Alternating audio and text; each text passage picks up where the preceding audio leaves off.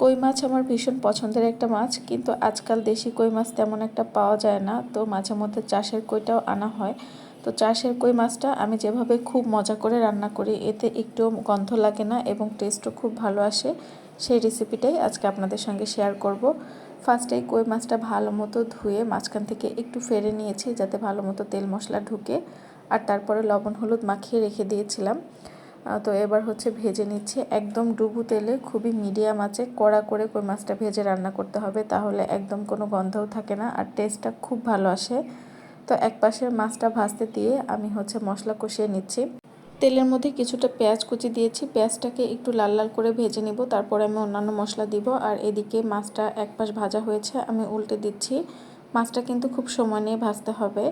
আর এই যে এখানে হচ্ছে 3 চামচের মতো পেঁয়াজ বাটা দিলাম। আমার হচ্ছে মশলা বাটা বের করে রাখতে মনে ছিল না, তারপর আমি ইনস্ট্যান্ট বের করে বটি দিয়ে কেটে দিয়েছি, এজন্য ফ্রোজেন অবস্থায় আছে। তাই আমি খুব হালকা আছে মশলাটা ভেজে হচ্ছে গলিয়ে নিলাম। তারপরে এখানে দিয়ে দিচ্ছি 1 চামচ জিরা বাটা, হাফ চামচ ধনে গুঁড়া, দিচ্ছি 1 চামচ আদা বাটা আর 1 চামচ রসুন বাটা, আর দিচ্ছি হচ্ছে 3 চামচের মতো শুকনো মরিচের গুঁড়া। আমি ঝালটা একটু বেশি পছন্দ করি বলে ঝালটা একটু বেশি দিয়েছি। তারপরে হলুদের গুঁড়া দিয়েছি পরিমাণ মতো, তারপর হচ্ছে লবণ দিয়েছি, দিয়ে মশলাটাকে ভালো মতো কষিয়ে নেব তেলটা ছেড়ে আসা পর্যন্ত। আর আমি আরও মাছগুলো যতগুলো ছিল সবগুলো মাছই খুব সুন্দর মতো ভেজে নিয়েছি, আর খুব হালকা আঁচে আমি মশলাটা হচ্ছে ভালো মতো কষিয়েছি। অনেকবার পানি দিয়েছি, অনেকবার মশলাটা কষিয়েছি। এতে করে কিন্তু যে কোনো রান্নার টেস্ট ভালো আসে, যত পরিমাণে মশলাটা ভালো মতো কষানো হবে টেস্টটা তত ভালো আসবে।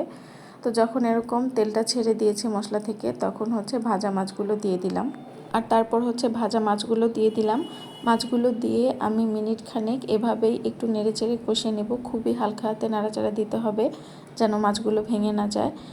2 মিনিটের মতো সামান্য একটু কষিয়ে নিয়ে তারপর হচ্ছে পানি দিয়ে দিলাম। খুব বেশি কিন্তু ঝোল রাখা যাবে না, এটা গায়ে মাখা হবে আর কি।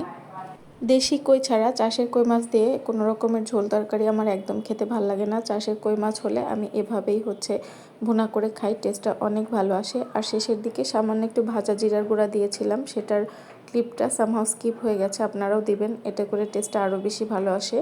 আর এই যে আমার কই মাছ ভুনার ফাইনাল লুক, গরম ভাতের সাথে খেতে খুবই অসাধারণ ছিল।